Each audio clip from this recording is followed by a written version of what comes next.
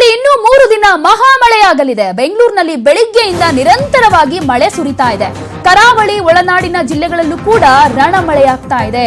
ಕರ್ನಾಟಕದಲ್ಲಿ 3 ದಿನ ಮಹಾಮಳೆಯಾಗುತ್ತೆ. ಯಾಕಂದ್ರೆ ನಾವು ಗಮನಿಸ್ತಾ ಇದೀವಿ, ಬೆಳಗ್ಗೆಯಿಂದ ನಿರಂತರವಾಗಿ ಮಳೆ ಆಗ್ತಾನೆ ಇದೆ. ಇನ್ನು ಕರಾವಳಿ ಹಾಗೂ ಒಳನಾಡಿನ ಜಿಲ್ಲೆಗಳಲ್ಲೂ ಕೂಡ ರಣಮಳೆ ಆಗ್ತಾ ಇದೆ. ಕರ್ನಾಟಕದಲ್ಲಿ 3 ದಿನ ಭಾರಿ ಮಳೆಯಾಗುತ್ತೆ ಅನ್ನುವಂತ ಮಾಹಿತಿ ಕೂಡ ಇದೆ.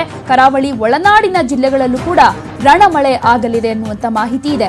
ಇದೇ ತಿಂಗಳ 8ನೇ ತಾರೀಕಿನಿಂದ 3 ದಿನ ಸಿಕ್ಕಾಪಟ್ಟೆ ಮಳೆಯಾಗುತ್ತೆ ಅನ್ನುವಂತ ಮುನ್ಸೂಚನೆ ಕೂಡ ಸಿಕ್ಕಿದೆ. ಅಂದ್ರೆ ಯಾವ ರೀತಿಯಾದಂತಹ ಸಂಕಷ್ಟಗಳು ಎದುರಾಗಬೇಕಾಗತ್ತೆ, ಅದನ್ನು ಕೂಡ ಮುಂಜಾಗ್ರತಾ ಕ್ರಮವನ್ನ ತೆಗೆದುಕೊಳ್ಬೇಕಾಗತ್ತೆ.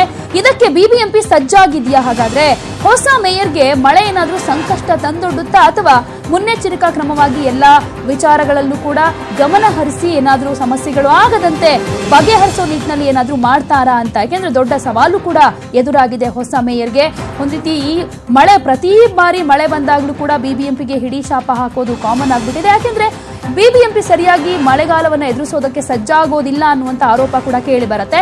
ಸೊ ಈ ನಿಟ್ಟಿನಲ್ಲಿ ಹೊಸ ಮೇಯರ್ಗೆ ಈ ಮಳೆ ಸಂಕಷ್ಟವನ್ನೇನಾದ್ರೂ ತಂದೊಡ್ಡುತ್ತಾ ಅಂತ? ಯಾಕೆಂದ್ರೆ ಕರ್ನಾಟಕದಲ್ಲಿ ಇನ್ನೂ 3 ದಿನ ಭಾರಿ ಮಳೆಯಾಗುತ್ತೆ ಅನ್ನುವಂತ ಮುನ್ಸೂಚನೆ ಸಿಕ್ಕಿದೆ.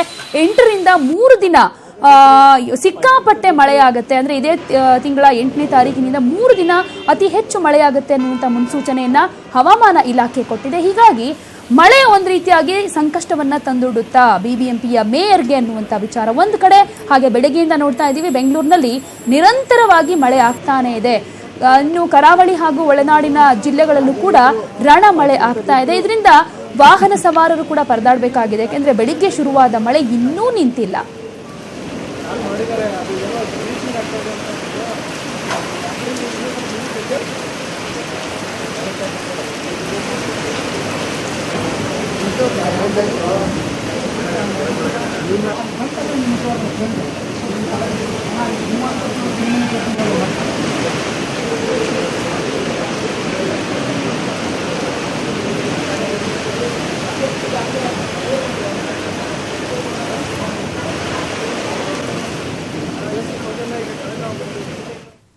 ಹಾಗಾದ್ರೆ ಬೆಂಗಳೂರಿನಲ್ಲಿ ಬೆಳಗ್ಗೆಯಿಂದ ಅತಿ ಹೆಚ್ಚು ಮಳೆ ಎಲ್ಲೆಲ್ಲಾಗಿದೆ ಅನ್ನೋದ್ರ ಬಗ್ಗೆ ಇನ್ನಷ್ಟು ಅಪ್ಡೇಟ್ಸ್ ಅನ್ನು ಕೊಡ್ತಾರೆ ನಮ್ಮ ರಿಪೋರ್ಟರ್ ಶಾಲಿನಿ. ದೂರವಾಣಿ ಸಂಪರ್ಕದಲ್ಲಿದ್ದಾರೆ.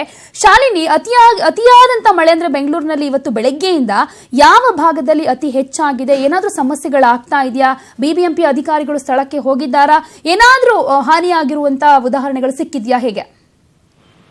ಪ್ರತಿಮಾ, ಬೆಂಗಳೂರಿನ ಬಹುತೇಕ ಭಾಗಗಳಲ್ಲಿ ಇವತ್ತು ಬೆಳಗಿನಿಂದಲೂ ಕೂಡ ಮಳೆ ಆಗ್ತಾ ಇದೆ. ಸೊ ಈಗಲೂ ಕೂಡ ಕಾರ್ಪೊರೇಷನ್ ಸುತ್ತಮುತ್ತ ಆಗಿರ್ಬೋದು, ಮೆಜೆಸ್ಟಿಕ್ ಟೌನ್ ಹಾಲ್ ಸುತ್ತಮುತ್ತ, KR ಮಾರುಕಟ್ಟೆ, ಇಲ್ಲೆಲ್ಲವೂ ಕೂಡ ಮಳೆ ಆಗ್ತಾ ಇದೆ. ಸೊ ಸತತವಾಗಿ ನಗರದಲ್ಲಿ ಬಿಟ್ಟು ಬಿಟ್ಟು ಮಳೆ ಬರ್ತಿದೆ ಅಂತಾನೆ ಹೇಳ್ಬೋದು. ಸೊ ಬಹುತೇಕ ರಸ್ತೆಗಳಲ್ಲಿ ನೀರು ನಿಂತ್ಕೊಂಡು ಜನಸಾಮಾನ್ಯರು, ಅದರಲ್ಲೂ ಪಾದಚಾರಿಗಳು ಓಡಾಡೋದಕ್ಕೆ ಸಾಕಷ್ಟು ಸಮಸ್ಯೆಯನ್ನ ಎದುರಿಸ್ತಾ ಇದ್ದಾರೆ.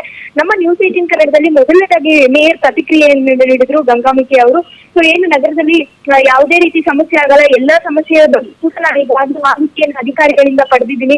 ಅಧಿಕಾರಿಗಳು ಎಲ್ಲೂ ಕೂಡ ಸಮಸ್ಯೆ ಆಗದಂತೆ ಈಗಾಗಲೇ ಕಟ್ಟೆಚ್ಚರ ಪಡೆದಿದ್ದಾರೆ ಅನ್ನೋ ಒಂದು ಮಾಹಿತಿಯನ್ನ ನೀಡಿದ್ರು.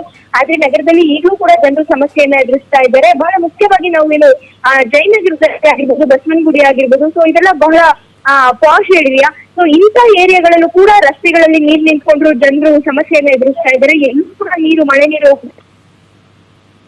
ಓಕೆ ಡಾಂಬರ್ ಆಗಿರ್ಬೋದು, ಸೊ ಬಹಳ ಆಗ್ತಾ ಇದ್ದಾರೆ. ಎಲ್ಲೂ ಫುಟ್ಪಾತ್ ಸರಿಯಾಗಿ ಮಾಡಿಲ್ಲ. ಹೀಗಾಗಿ ಮಳೆ ನೀರು ರಸ್ತೆಗಳಲ್ಲಿ ನಿಂತು ವಾಹನ ಸವಾರರು, ಪಾದಚಾರಿಗಳು, ಜನಸಾಮಾನ್ಯರು ಸಾಕಷ್ಟು ಸಮಸ್ಯೆಯನ್ನ ಎದುರಿಸ್ತಾ ಇದ್ದಾರೆ. ಪ್ರತಿಮಾ, ಸೊ ನಗರದಲ್ಲಿ ಇನ್ನೂ 3 ದಿನಗಳ ಕಾಲ ಬಹಳ ಮಳೆ ಆಗುತ್ತೆ ಅಂತ ಈಗಾಗಲೇ ಹವಾಮಾನ ಇಲಾಖೆ ಸೂಚನೆಯನ್ನ ನೀಡಿದೆ. ಸೊ ಈಗ ಮುನ್ಸೂಚನೆಯನ್ನ ನೀಡಿದ್ರು ಕೂಡ ಬಿಬಿಎಂಪಿ ನಾವು ಈಗಾಗಲೇ ಸಿದ್ಧವಾಗಿದ್ದೀವಿ ಅನ್ನುವಂತಹ ಪ್ರತಿ ಬಾರಿ ಹೇಳುವಂತಹ ಮಾತನ್ನೇ ಹೇಳುತ್ತೆ.